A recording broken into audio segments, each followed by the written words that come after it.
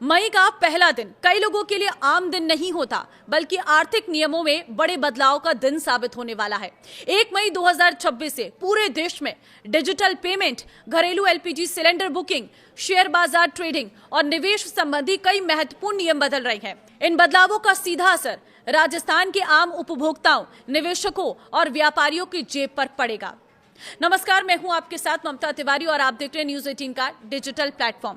राजस्थान के जयपुर, जोधपुर, उदयपुर, अजमेर, बीकानेर, कोटा और अन्य शहरों में रहने वाले लाखों एलपीजी उपभोक्ताओं को खास तौर पर सतर्क रहना होगा, क्योंकि गैस सिलेंडर बुकिंग के नियम अब सख्त हो गए हैं। साथ ही यूपीआई पेमेंट, बड़े नगद लेन देन और शेयर ट्रेडिंग से जुड़े नए प्रावधान भी लागू हो रहे हैं। तो 1 मई से लागू हो रहे प्रमुख बदलावों में सबसे पहली चीज है यूपीआई और डिजिटल ट्रांजैक्शन में बड़ी सुरक्षा। देखिए, रिजर्व बैंक के नए निर्देशों के मुताबिक अब यूपीआई पेमेंट और अन्य डिजिटल ट्रांजैक्शन में 2 फैक्टर ऑथेंटिकेशन 2FA को सख्ती से लागू किया जाएगा। खासकर यूपीआई से एटीएम में बिना कार्ड के पैसे निकालने पर अब ये आपकी फ्री ट्रांजैक्शन लिमिट में गिना जाएगा। लिमिट खत्म होने के बाद हर ट्रांजैक्शन पर 17 से 21 तक अतिरिक्त शुल्क लग सकता है। सुरक्षा बढ़ेगी, लेकिन छोटे ट्रांजैक्शन महंगे पड़ सकते हैं। बड़े नगद लेन देन पर पैन कार्ड अनिवार्य रहेगा। अब अगर कोई व्यक्ति एक वित्तीय वर्ष में 10 लाख से ऊपर नगद जमा या निकासी करता है तो पैन कार्ड देना जरूरी होगा। साल भर के कुल लेन देन को देखा जाएगा, जिससे काले धन पर नकेल कसने में मदद मिलेगी। दूसरा बड़ा बदलाव, म्यूचुअल फंड निवेश में नया रूप। पुराने रिटायरमेंट और चाइल्ड प्लान्स को हटाकर अब लाइफ साइकिल फंड्स को प्राथमिकता दी जा रही है। ये फंड निवेशक की उम्र के हिसाब से खुद ब खुद पोर्टफोलियो बदलते रहेंगे। साथ ही इक्विटी फंड्स को सोना चांदी के ETF में 35% तक निवेश की छूट दी गई है। सावरेन गोल्ड बॉन्ड पर टैक्स नियम सख्त। अब गोल्ड बॉन्ड पर टैक्स फ्री लाभ केवल उन्हीं निवेशकों को मिलेगा जिन्होंने इसे सीधे सरकार से खरीदा है। सेकेंडरी मार्केट से खरीदने वालों को कैपिटल गेन टैक्स देना पड़ सकता है। इसी के साथ ही शेयर ट्रेडिंग महंगी हुई है। शेयर बाजार में इंट्राडे और डेरिवेटिव ट्रेडिंग करने वालों के लिए सिक्योरिटी ट्रांजैक्शन टैक्स STT बढ़ा दिया गया है। ऑप्शंस पर 0.15% और फ्यूचर्स पर 0.05% टैक्स लगेगा, जिससे छोटे ट्रेडर्स का मुनाफा कम हो सकता है।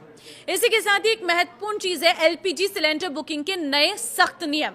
राजस्थान में गैस उपभोक्ताओं के लिए सबसे अहम बदलाव यह है कि अब शहरी इलाकों में एक सिलेंडर लेने के बाद अगला सिलेंडर बुक करने के लिए कम से कम 25 दिन का इंतजार करना होगा।